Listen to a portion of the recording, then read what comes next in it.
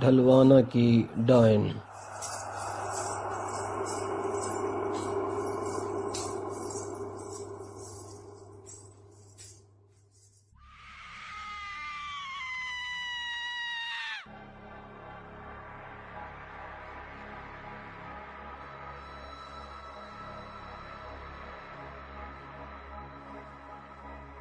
ترجمہ محمد اقبال قریشی۔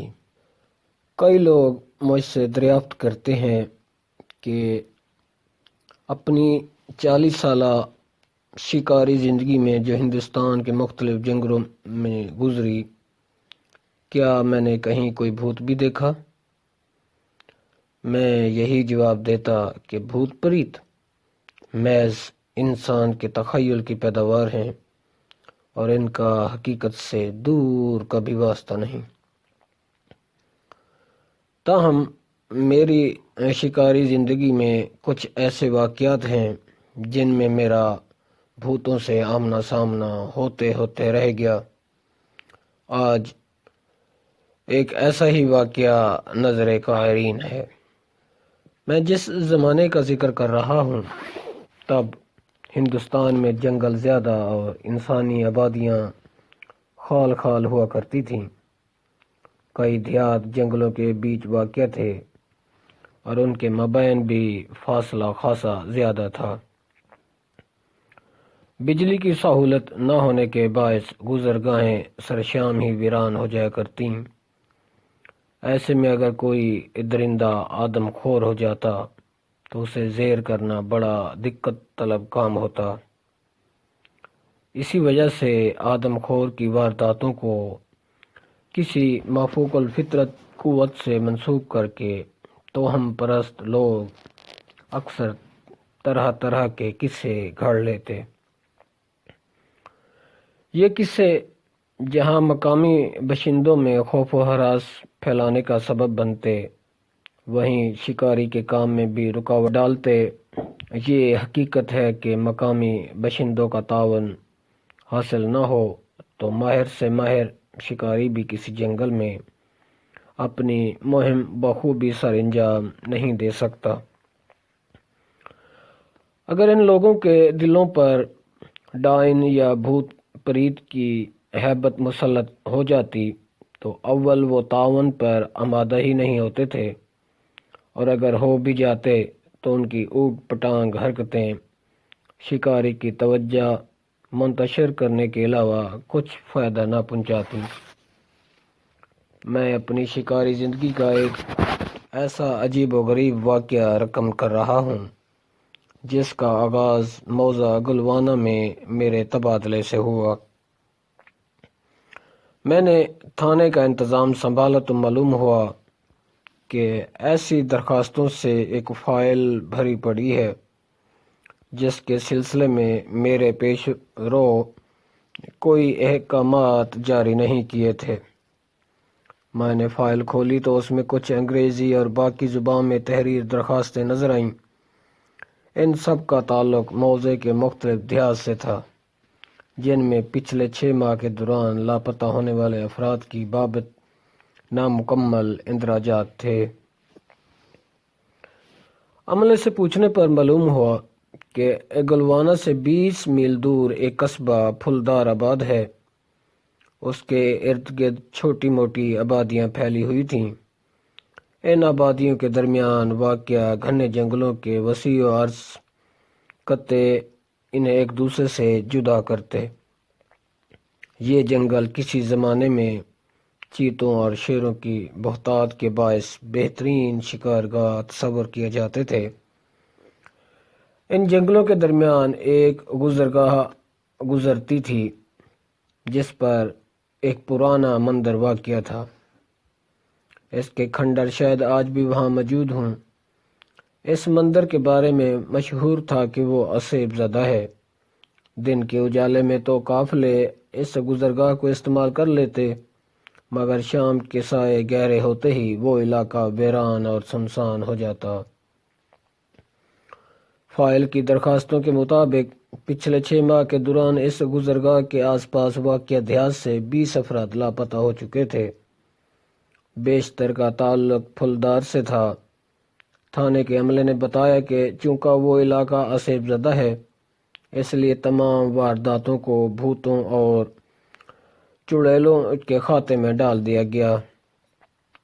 میرے دست راست راجو نے خیال ظاہر کیا کہ ان وارداتوں کی پشت پر کوئی شیر یا چیتا ہے۔ میرا بھی یہی خیال تھا۔ میں نے اپنے شک کی تصدیق کی خاطر اس تھانے کا تمام ریکارڈ چھان مارا۔ کسی آدم خور کی ہلاکت کے سلسلے میں پولیس کے ریکارڈ بڑی معاونت کرتے ہیں۔ روزنامچہ اگر درست لکھا گیا ہو تو رپورٹ میں واردات کی تفصیل جزیات کے ساتھ درج ہوتی ہے۔ شکاری اگر ذرا بھی توجہ سے کام لیتا تو اسے آدم خور کے بارے میں تفصیل بآسانی معلوم ہو جاتی۔ سدا افسوس کہ تھانے کے رجسٹرڈ میں 8 ماہ کے چند وارداتوں کا ذکر تھا جو شاید ایک آدم خور نے کی تھیں، مگر انہیں بڑی خوبصورتی سے کسی مافوق الفطرت قوت کے کھاتے میں ڈال کر داخل دفتر کر دیا گیا۔ بعد ازاں میں نے اس سلسلے میں گلوانہ کے نمبردار سے رجوع کیا، مگر کوئی قابل ذکر بات معلوم نہ ہو سکی۔ بالآخر میں نے راجو کے ہمراہ متاثرہ علاقوں کے دورے کا منصوبہ ترتیب دیا اور اپنے افسر اعلیٰ کو بھیج دیا۔ خلاف توقع 3 روز بعد مجھے سرکار کی جانب سے وہاں جانے کا اجازت نامہ مل گیا۔ یہ تحریر جئی آڈیو لائبریری کے تعاون سے آپ سماعت فرما رہے ہیں۔ آواز کے دوش پر میں ہوں مجید احمد جئی۔ ابھی موسم گرما کی بارشوں کا آغاز نہیں ہوا تھا۔ ندی نالے جن کی اس علاقے میں کثرت تھی خشک پڑے تھے۔ میں پہلی بارش سے قبل پہنچنا چاہتا تھا، لہٰذا سرکاری جیپ کا استعمال مناسب سمجھا۔ راجو کے علاوہ 2 اردلی بھی میرے ساتھ تھے۔ دوپہر کے وقت ہم پھلدار پہنچ گئے۔ یہ دیکھ کر مجھے حیرت ہوئی کہ اجالے میں بھی گاؤں سنسان پڑا تھا۔ گھروں کے دروازے بند تھے اور گلیوں میں اکا دکا مویشی اور بچے مٹر گشت کر رہے تھے۔ منچان لیے ایک تناور درخت کا انتخاب کرنے کے بعد ہم واپس گاؤں پہنچ گئے۔ نمبردار بے چینی سے ہمارا منتظر تھا۔ اس کے ساتھ ہی ہمیں ایک آدمی کھڑا نظر آیا۔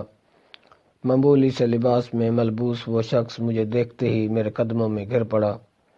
میں نے اسے اٹھایا تو وہ میرے ہاتھوں کو بوسے دینے لگا۔ ارے یہ کیا کر رہے ہو؟ میں نے بڑی مشکل سے خود کو چھڑاتے ہوئے کہا۔ جناب، یہ اس بچے کا باپ ہے جسے کل رات آپ جنگل سے نکال کر لائے تھے، نمبردار نے وضاحت کی۔ تمہارا بچہ کیسے گم ہوا تھا؟ میں نے اسے اپنے ساتھ چارپائی پر بٹھاتے ہوئے کہا۔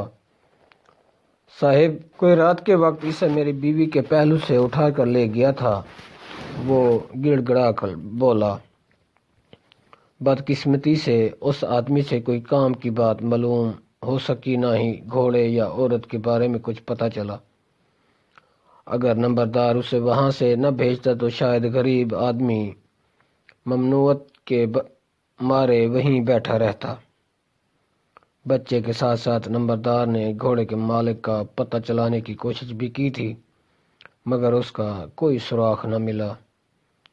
ہم نے اس سے عورت کی لاش کا بتایا تو وہ ششدر رہ گیا۔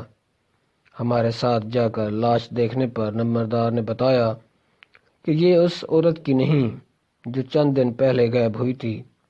شاید شیرنی اسے جنگل کے گھنے حصے میں لے گئی تھی جہاں تک انسانوں کی رسائی مشکل تھی۔ بہرحال ہم نے سر پیر کو اپنا ساز و سامان سنبھالا اور مندر پہنچ گئے۔ راجو نے بڑی احتیاط سے مندر کے احاطے میں واقع درخت پر مچان باندھی اور ہم دونوں اندھیرا پھیلنے سے قبل اس پر پرجمع ہو گئے۔ تاریخی پھیلتے ہی ہر طرف موت کا سکوت طاری ہو گیا۔ کبھی کبھی کہیں دور سے گیدڑوں کے چیخنے کی آوازیں سنائی دیتی تو خاموشی ٹوٹتی۔ ہمارے کان کسی آٹھ پر لگے ہوئے تھے، مگر دور تک شیرنی کی موجودگی کے آثار نہ آئے۔ اصولاً جب شکاری مچان پر بیٹھتا ہے تو قریب ہی ادھکھائی انسانی لاش یا زندہ بچھڑے کی موجودگی ضروری ہے۔ اس کے بغیر شیر مچان کے نیچے نہیں آتا، مگر ہمارا معاملہ دوسرا تھا۔ ہم نے مچان ہی ایسی جگہ بنائی تھی جو ہمارے خیال میں شیرنی کی گزرگاہ تھی، اس لیے اسے پھانسنے کے لیے ہمیں کسی زندہ یا مردہ جاندار کی ضرورت نہ تھی۔ پھر مجھے ان پر اس کے نقوش پا کی بھی فکر لاحق تھی۔ میں پچھل پیری کی حقیقت جاننے کے لیے بےتاب تھا۔ میرا ذہن اپنے خیالات میں الجھا ہوا تھا کہ راجو نے مجھے ہلکا سا ٹھہوکا دیا۔ اسی وقت جنگل کے جنوبی حصے سے ایک مادہ چیتل کی آواز گونجتی سنائی دی۔ میں نے محتاط ہو کر پہلو بدلا اور تاریکی میں آنکھیں پھاڑ پھاڑ کر دیکھنے کی کوشش کرنے لگا۔ رات کاجل کی طرح سیاہ اور ڈرونی تھی، اور تاریکی اتنی کہ قریب کھڑے ہوئے درخت بھی اس کا حصہ بن گئے تھے۔ اس طرح کی اور تحریریں سماعت کرنے کے لیے جائی آڈیو لائبریری کی پلے لسٹ کا وزٹ کریں، اور بے شمار کتابیں آپ کی منتظر ہیں، سماعت کیجیے۔ اس کا اگلا حصہ اگلے پارٹ میں پیش کیا جائے گا۔ بہت شکریہ۔